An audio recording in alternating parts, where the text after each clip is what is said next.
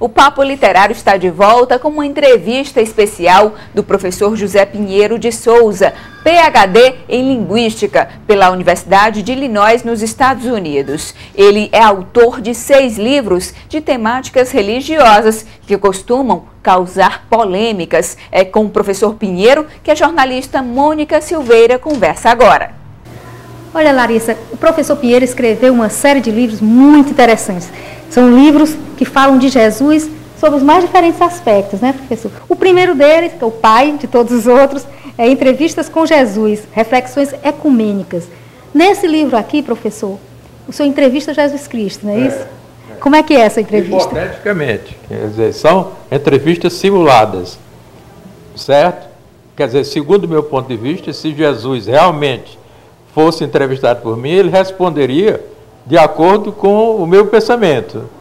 Eu coloco nos lábios de Jesus, nesse primeiro livro, 400 perguntas, eu faço a ele 400 perguntas e as respostas são dadas por ele, mas na realidade são minhas ideias. São coisas que as pessoas gostariam de perguntar a Jesus e obter a resposta, e essa resposta foi pesquisada.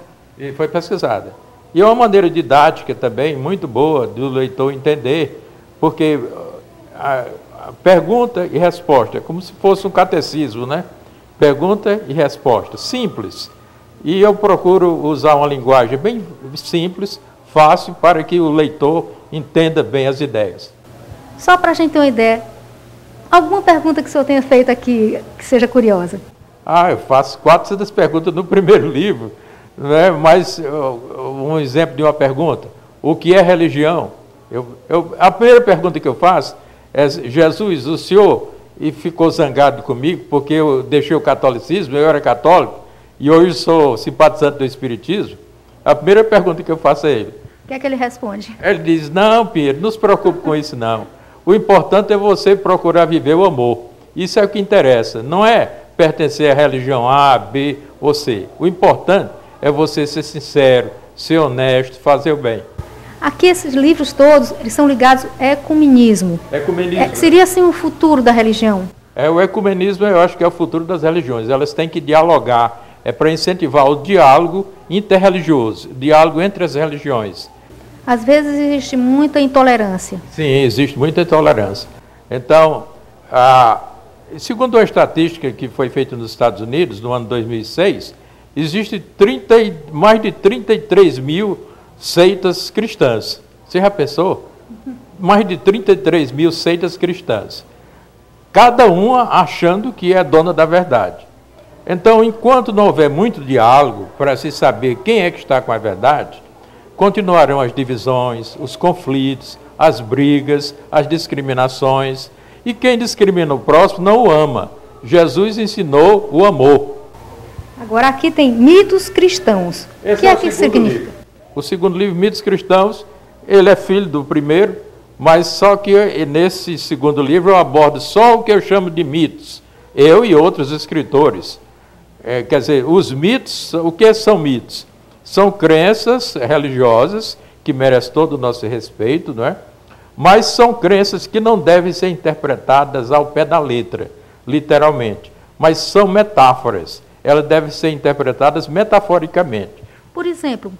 Por exemplo, dizer que Jesus é Deus encarnado é um mito que a gente respeita, mas não pode ser interpretado literalmente, mas metaforicamente.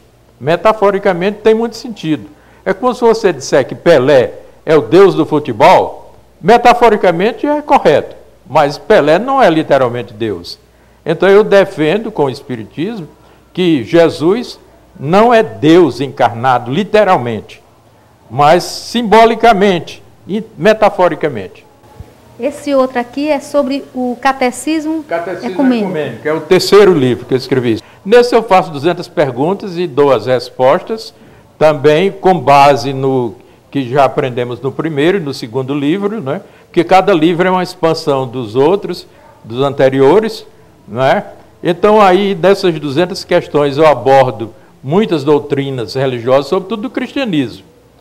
Porque eu fui cristão, fui quase padre, né? Estudei 12 anos no seminário, então aprendi muito, era católico convicto, mas depois eu conheci o Espiritismo, me encontrei assim, de uma maneira misteriosa com o Espiritismo, e mudei. Hoje eu sou simpatizante do Espiritismo. Professor, aqui tem um sobre paulinismo, que é quarto. Paulo de Tarso, né? É só sobre ele. O quarto livro chama-se Paulinismo, porque eu defendo a ideia de que o cristianismo dogmático e o protestantismo foram fundados não por Jesus, mas por Paulo de Tarso. Eu digo nos meus livros que Paulo de Tarso foi quem mitificou o Jesus histórico, porque o Jesus histórico não é um mito, é uma pessoa real que existiu na humanidade. Mas Paulo mitificou esse personagem, como fizeram com muitas outras religiões no passado. Mitificação quer dizer transformar um personagem histórico num mito. O senhor não acredita, então, que Jesus fosse um santo, um homem, um filho de Deus, filho de Deus? Filho de Deus, literalmente, não. Metaforicamente, sim, mas literalmente, não. Jesus foi só homem, não é? Não foi homem e Deus. E que ensinou o amor, um espírito evoluído, que veio nos ensinar um código de moral universal, que é capaz de unir todas as religiões e todas as pessoas desse planeta. Quando todos nós aprendemos a amar, seguir esse código de moral universal, realmente ensinado por Jesus, então acabarão as divisões, os conflitos, tudo isso acabará. Mas isso vai demorar ainda tempo, viu? É preciso muito diálogo. E aqui tem outro livro, Mentiras sobre Jesus. Esse é o quinto livro. Quais são essas mentiras principais? Eu falo aí de mais de 150 mentiras atribuídas a Jesus. Quer dizer, frases e ações atribuídas a Jesus, mas que eu, através das minhas pesquisas, cheguei à conclusão de que Jesus nunca fez ou nunca disse aquilo. Jesus acalmou a tempestade, não é? Acalmou as águas, o mar, tempestade.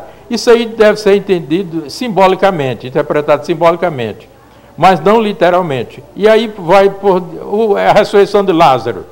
Jesus ressuscitou Lázaro literalmente, diz que ele fazia 4 dias que estava sepultado, morto. Isso é uma parábola, deve ser entendido como uma metáfora. O próprio Jesus não ressuscitou literalmente, de acordo com a nossa crença, né? Com a crença espírita, a ressurreição deve ser entendida metaforicamente. Professor, e as testemunhas? As pessoas que escreveram, várias pessoas escreveram a mesma história. Pois é, as testemunhas, esses escritores, eles, para defender a sua fé, por exemplo, João escreve que Jesus ressuscitou Lázaro. Porque João, o objetivo de João é provar que Jesus é Deus. Então, para provar que Jesus é Deus, ele cria uma série de milagres que só Deus pode fazer. Só Deus pode ressuscitar uma pessoa, só Deus pode transformar água em vinho. Então, os milagres atribuídos a Jesus é para provar que ele é Deus, literalmente Deus. E agora aqui o mais novo, que é 3 maneiras de ver Jesus. Quais seriam as 3 maneiras? As 3 maneiras, a primeira maneira é histórica. Quer dizer, Jesus, segundo o ponto de vista espírita e meu também, é um homem que realmente existiu na história. Então, ele nasceu de uma mulher chamada Maria, não de um parto virginal, isso aí é mito, né?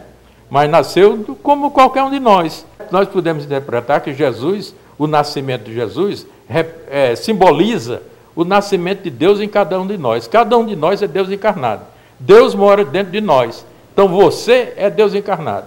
Eu sou Deus encarnado. Cada um de nós é Deus encarnado. Então a encarnação de Jesus, interpretada simbolicamente, como a encarnação de Deus em cada um de nós, é fantástica. É uma interpretação simbólica fantástica. A crucificação também foi um mito, ele ter sido crucificado, ou existem registros realmente que ele morreu assim na cruz? Ele morreu na cruz, né? Foi crucificado. Agora, não para nos salvar, não é com o derramamento do seu sangue que ele nos salva, certo? Isso aí é a crença de Paulo de Tarso. Com o exemplo dele, de ter não negado a crença, morrido sem negar a crença. Ele morreu, você foi crucificado, não é? Está entendendo? Foi condenado por Pôncio Pilatos, isso é fato histórico. Agora, o que é o mito? É dizer que ele morreu para salvar a humanidade. Quem não crê nisso está condenado. A crença no inferno eterno é um mito também. Não existe inferno eterno. Existem penas temporárias, que cada um de nós passamos nas várias encarnações. Nós encarnamos muitas vezes para evoluir, para crescermos espiritualmente, intelectualmente e moralmente. Professor, e seus livros causaram muita polêmica? Como é que é a aceitação deles? Olha, meus livros são mais aceitos nas casas espíritas. Por isso que eles são vendidos nas casas espíritas. Eu faço doação, eu não quero dinheiro para mim. As casas espíritas vendem, você tem a relação aqui das casas espíritas, né? E, no momento, estão sendo vendidos em 8 casas espíritas. Então, essas casas vendem, o dinheiro é para elas, não é para mim. Elas vão usar em instituições de caridade. Instituições de caridade delas, exatamente.